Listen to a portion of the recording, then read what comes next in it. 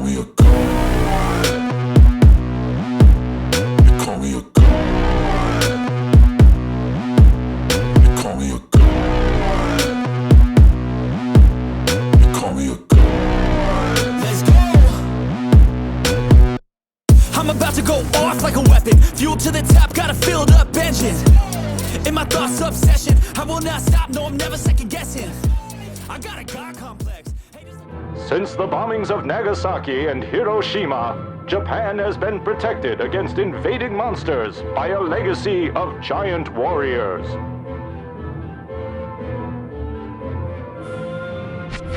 Today, there remains only one. They call me a god. They call me a god. When I was in my much younger days, I had few pleasures in life greater than flipping through the television channels to find a giant monster movie. Now, I don't claim to be a connoisseur of Kaiju cinema, but I have a very solid respect for the genre and how diverse it can be. From the campy 70s Toho Godzilla films and super fun Gamera series to the hardcore techno action of Pacific Rim. I didn't even hate the 1998 Roland Emmerich American Godzilla film. Yeah, it was the definition of mediocre at best, but I was still entertained by it once I got past the fact that this was not really a Godzilla movie at all. Also, I have a special place in my heart for that 98 Emmerich mess, because that supercharged and re-inspired Toho Studios' commitment to man up and make sure their upcoming 2000 soft reboot series handled the material with the kaiju respect it damn well deserved. Honestly, I wasn't sure the entire 2 runs of Godzilla films that ran on and off between 1989 and 2005 would ever be topped until Shin Godzilla in 2016 blew me away. And that is a film I absolutely worship as a kaiju fan. Also, I wish I had time to talk about how incredible the 90s era Gamera movies were. But I digress. As should be apparent, Kaiju, while I'm not an expert by any means, inhabits a special place in my heart. In a nutshell, I ate all this Kaiju shit up, and I still do. In the 1980s, I was psychotically happy every time there was a Godzilla week coming up, so I could get home from school, grab a sandwich and a Coke, and sit down and watch a new giant monster film every afternoon for 5 f***ing glorious straight days, and it just didn't get any better than that when you're 9 years old. Now, about 10 to 15 years ago, my obsession with Godzilla and Kaiju was rekindled, and I dove hardcore back into it for a while. And now I consider it part of the lexicon of who I am and my film tastes today. So, what is the best Kaiju film ever made? Well, that's a matter of taste. But everyone can agree that there are a few great ones, lots of good ones, and a whole hell of a lot of absolutely f***ing awful ones. However, I can't say there were many, if any, that surprised me with something I'd never seen before, or shocked me with its originality. At least not until I saw the flawed masterpiece that is Big Man Japan, or also known by its native title, Dai Nipponjin. It's the best kaiju movie that even many hardcore kaiju fanboys may not have heard of. The one thing I can definitely say about it after appreciating this movie for the last few years is it doesn't get enough respect and attention. At least not on my side of the ocean. Big Man Japan is a soul-crushing character study wrapped up in the disguise of a hardcore but campy kaiju superhero film. And before the real hardcore kaiju fans chime in, yes, I realize this is a combination kaiju-kaijin film. But when I say it's soul-crushing, this ranks among one of the most well-written and performed pieces of character work you're going to find in this genre, so let's take a look at it. Back in 2007, Japanese comedian and filmmaker Hitoshi Matsumoto directed and starred in his first full-length feature film called Big Man Japan. It's a mockumentary-style film following the day-to-day life of Masaru Daisoto, a tragic, simple man who happens to turn into a giant superhero when he is charged with high voltages of electricity. Granted, his ultimate superpower is just simply being big. Now, the rules of this universe are simple. Reminiscent of Pacific Rim, this is a world where giant monsters tend to show up from time to time to cause havoc. In this case, we don't know where these monsters come from or what their origins are, other than they just show up or spawn. It's not explained fully, nor is it important to the film. However, unlike Pacific Rim, where the world is protected by people wrapped up in technology, the only defense to be had here are people like Daisoto, who have this ability to become giant and formidable. And he comes from a lineage of people that can do this. His father, grandfather, and great-grandfather all passed down the mantle to him, and they were all celebrated and beloved by the people of Japan. Well, at least until Daisoto took over for his father and grandfather. Nowadays, the monster threats have died down from being constant to just showing up from time to time. When one does, the Japanese government calls up Daisoto to get him to come in and bake. Baking is the term they use for hooking him up to an electrical power plant and zapping him until he grows into his full size so he can rid the city of the immediate threat. Oh, and for the most part, the Japanese people hate him. While he still has his fans, very few, the success and love that the people had for his father, and especially his grandfather, is long gone. They feel he causes more problems than he solves. And when they replay his battles on television, the ratings are abysmal, and he lives an isolated life in a small cluttered house, estranged from his wife and daughter, and dealing with the fact that he is alone, unloved, and that he is most likely going to be the last of his bloodline to protect Japan from these threats. Now, to add insult to injury, he is also not a particularly bright or insightful man either, and has let everyone walk all over him his entire life.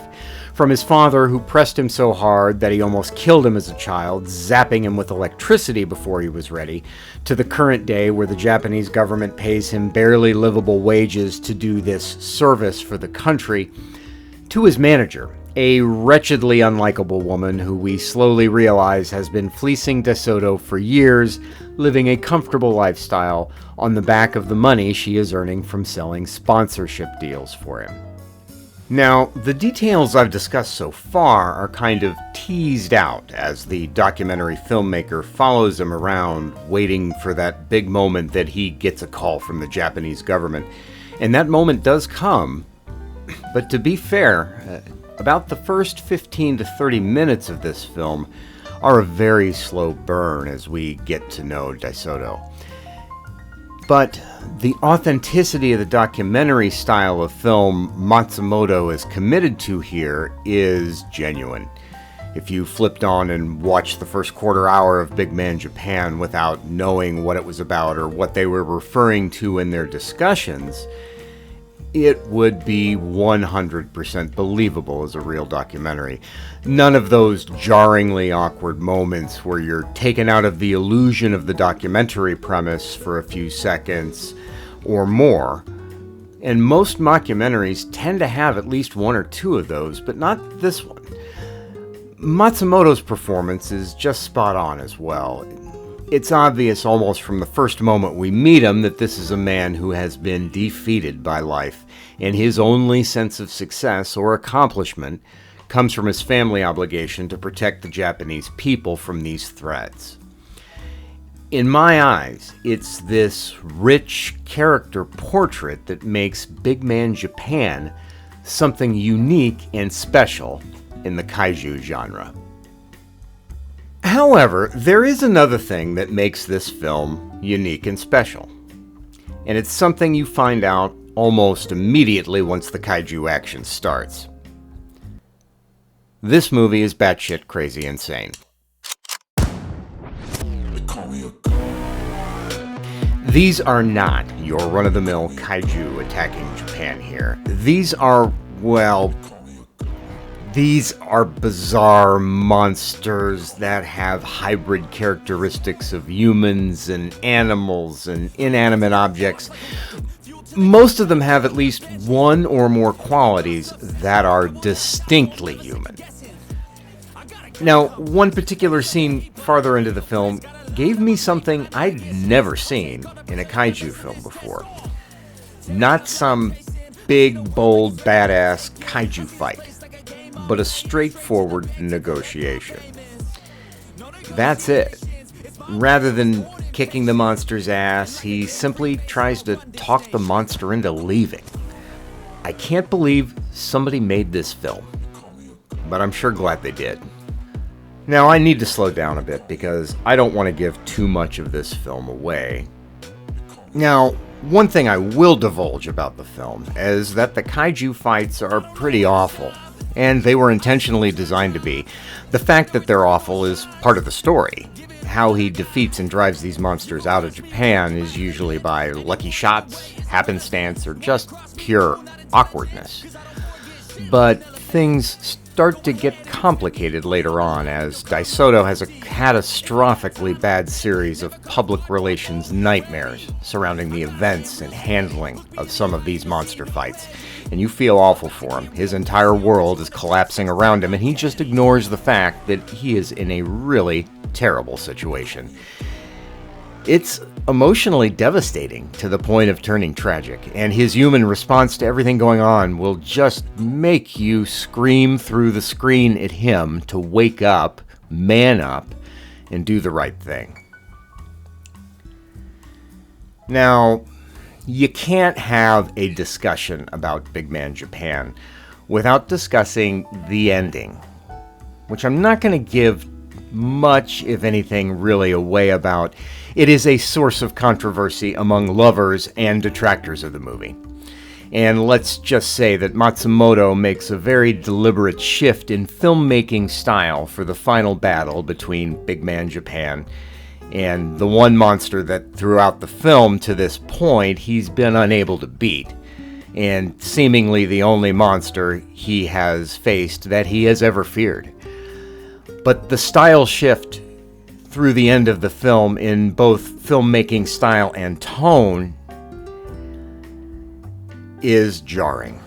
And if I had to put myself on one side of this argument about the ending, I would have to say that I lean toward the detractor side. Why I think the ending should have worked but didn't is simple.